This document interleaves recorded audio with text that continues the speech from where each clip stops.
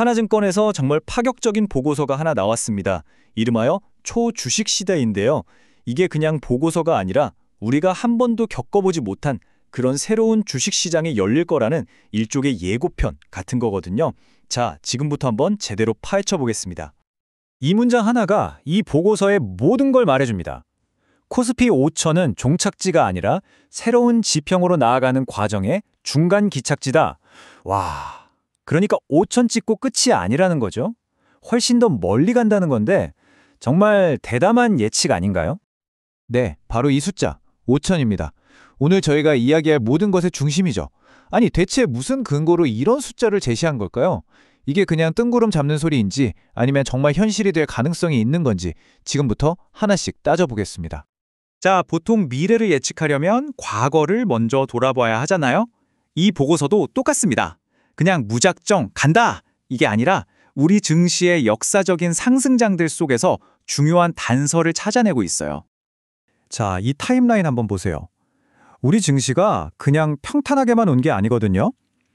보시면 1980년대에 그 유명한 3저 호황이 있었죠. 저금리, 저유가, 저달러. 이때 엄청났습니다. 그리고 2000년대 초반에는 외국인들이 바이코리아 외치면서 들어왔던 랠리가 있었고요. 이렇게 몇 년에 걸쳐서 쭉 올라가는 거대한 강세장이 과거에도 2번이나 있었다는 겁니다. 그리고 보고서는 바로 2025년부터 시작될 이 초주식 시대가 바로 그 세 번째 대세 상승장이 될 거라고 주장하는 거죠. 여기서 정말 중요한 교훈이 나옵니다. 과거 강세장들을 보면요. 중간중간에 이제 끝났다 싶을 정도로 크게 떨어지는 조정 국면이 꼭 있었거든요. 근데 지나고 보니까 어땠어요? 그게 끝이 아니라 오히려 돌이켜보면 그때가 가장 싸게 살 수 있었던 최고의 매수 기회였다는 겁니다. 이게 바로 진짜 강세장의 특징이라는 거죠. 그런데 말이죠. 이번엔 좀 다르다는 겁니다. 과거에는 3저 현상이나 외국인 자금처럼 외부에서 좋은 바람이 불어줘서 시장이 올랐다면 앞으로의 새로운 시대는 그게 아니라는 거예요. 우리 내부에서부터 3초 현상이라는 아주 강력한 엔진이 돌아가기 시작했다는 분석입니다. 이게 바로 이번 보고서의 핵심 가설이라고 할 수 있습니다. 자, 그럼 도대체 그 3초 현상이라는 게 뭘까요? 보고서의 가장 핵심적인 논리인데 지금부터 하나씩 자세히 들여다보겠습니다. 아마 들어보시면 고개를 끄덕이실 거예요. 네, 바로 이 세 가지입니다. 첫째, 초유동성. 둘째, 초양극화. 그리고 셋째, 초가속화.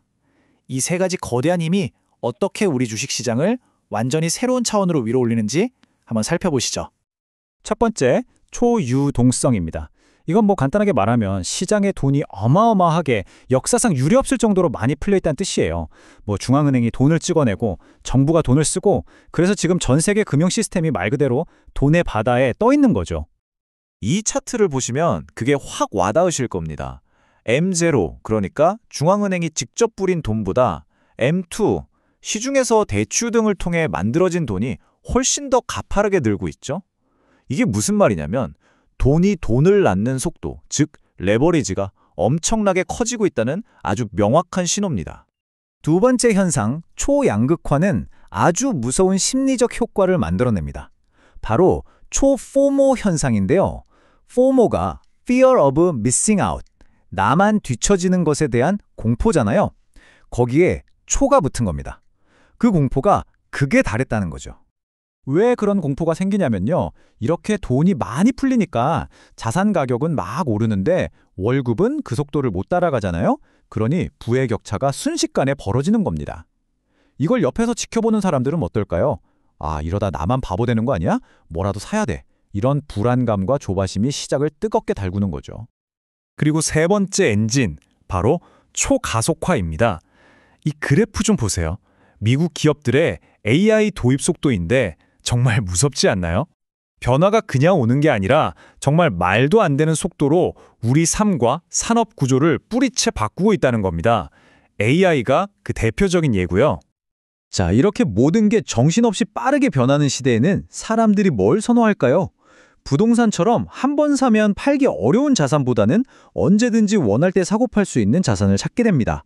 현금화가 쉬운 자산, 즉 유동성이 높은 자산이요.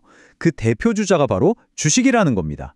그래서 돈이 주식시장으로 몰릴 수밖에 없다는 논리죠. 자, 그럼 알겠습니다.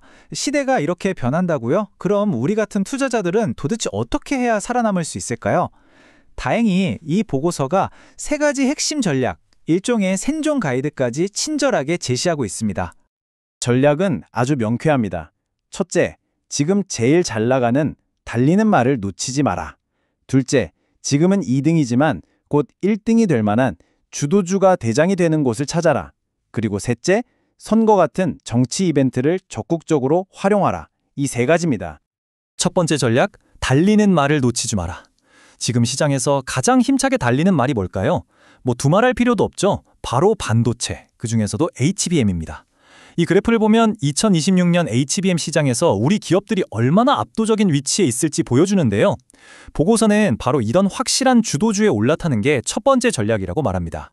두 번째 전략은 이제 다음 타자를 찾는 겁니다. 이 표가 되게 재미있는데요. 각 업종별로 현재 시가총액 1위 기업이랑 실적 면에서 1등인 기업을 비교해 놓은 거예요. 반도체, 은행, 철강 같은 곳을 보면 지금 시총 1위랑 실적 1위가 다르죠. 보고서는 결국 실적이 좋은 기업이 시가총액도 따라잡게 될 거라면서 바로 이런 역전이 일어날 수 있는 곳에 엄청난 기회가 숨어 있다고 분석합니다. 자, 그리고 마지막 세 번째 전략입니다. 이건 좀 의외일 수도 있는데 바로 정치를 투자에 활용하라는 겁니다. 아니, 정치가 어떻게 돈 버는 기회가 될 수 있을까요? 특히 2026년에 있을 한국과 미국의 선거가 아주 중요한 변수가 될 수 있다고 하네요. 핵심은 미국의 대중국 정책입니다. 앞으로도 미국은 중국을 견제하는 탈중국 기조를 이어갈 가능성이 높죠. 근데 이게 재미있는 게 미국이 중국을 100% 배제하기는 현실적으로 어렵다는 겁니다. 그럼 어떻게 될까요? 바로 한국 같은 제3국을 통해 물건을 주고받는 우회무역이 활성화될 수 있다는 분석이죠. 실제로 과거 트럼프 행정부 때도 이런 패턴이 나타났는데 그때 우리 증시에는 오히려 호재로 작용했다는 점을 이 보고서는 아주 중요하게 짚고 있습니다. 네, 지금까지 하나증권의 초주식시대 보고서를 통해서 코스피 5000이라는 대담한 전망과 그 근거들을 쭉 살펴봤습니다. 보고서는 마지막에 이런 의미심장한 질문을 던지면서 끝을 맺습니다. 모든 것이 이렇게나 빠르게 변하는 가속화의 시대에 어쩌면 가장 큰 리스크는 아무것도 하지 않고 망설이는 것 그 자체가 아닐까. 판단은 결과 각자의 몫이겠죠.